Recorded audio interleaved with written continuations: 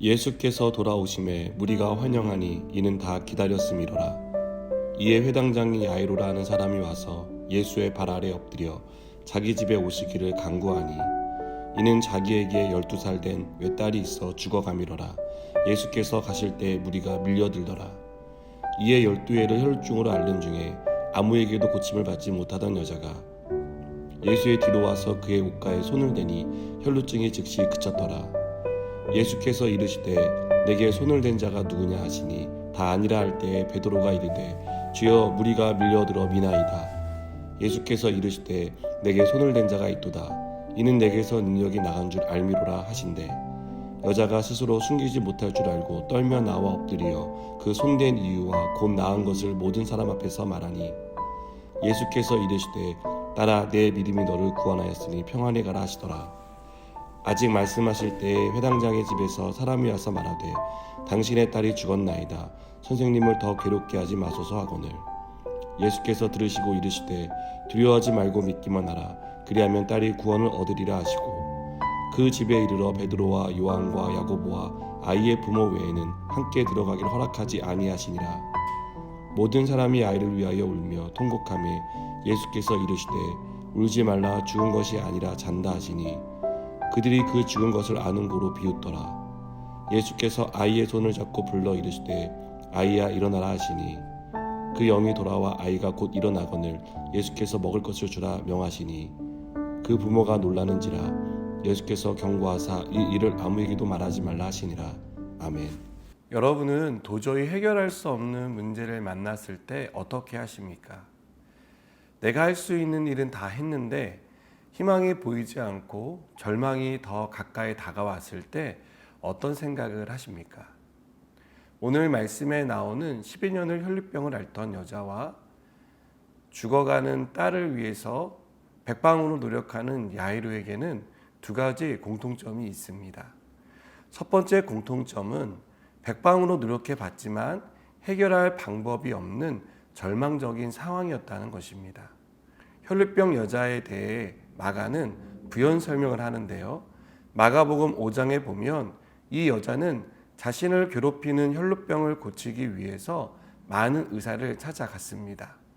그러나 아무 효과도 없었고 오히려 가진 돈이 다 떨어져서 어려움을 당한 그런 상황이었다고 설명합니다. 야이로의 딸도 백방으로 노력했지만 병이 낫지 않았고 상황은 더 위중해졌습니다. 그리고 오늘 말씀을 보니까 죽어가고 있었다라고 말합니다. 두 사람 다 해결할 방법이 없는 상황이었습니다. 길은 보이지 않았고 희망을 갖기에는 너무 늦은 그런 절망적인 상황이었습니다.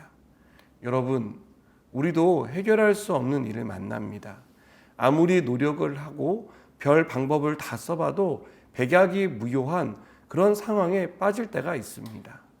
희망이 사라지고 절망밖에 보이지 않는 그런 상황에 처하게 된다는 것입니다.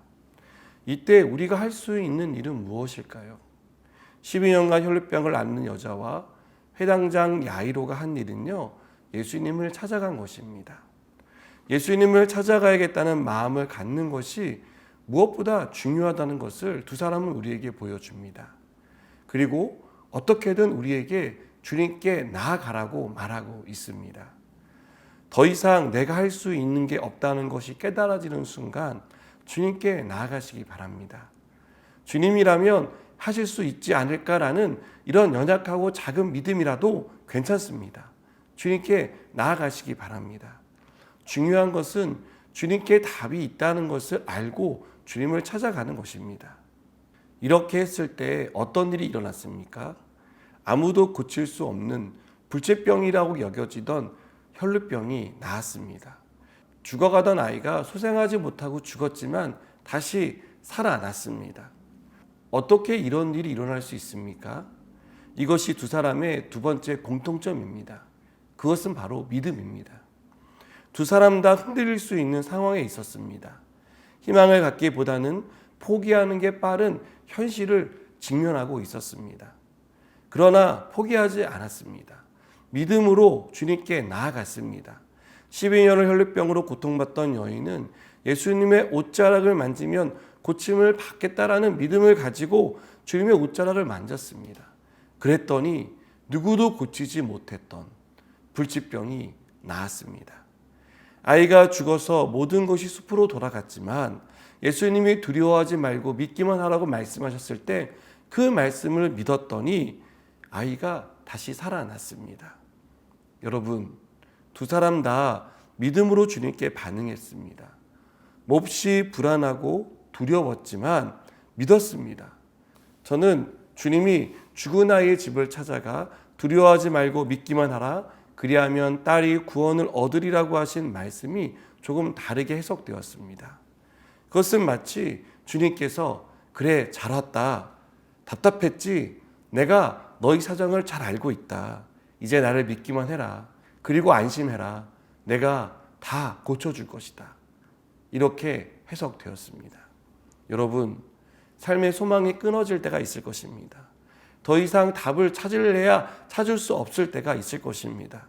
그때 주님을 찾으시기 바랍니다. 주님께 나아가시기 바랍니다. 그러면 주님이 우리를 위로해 주십니다.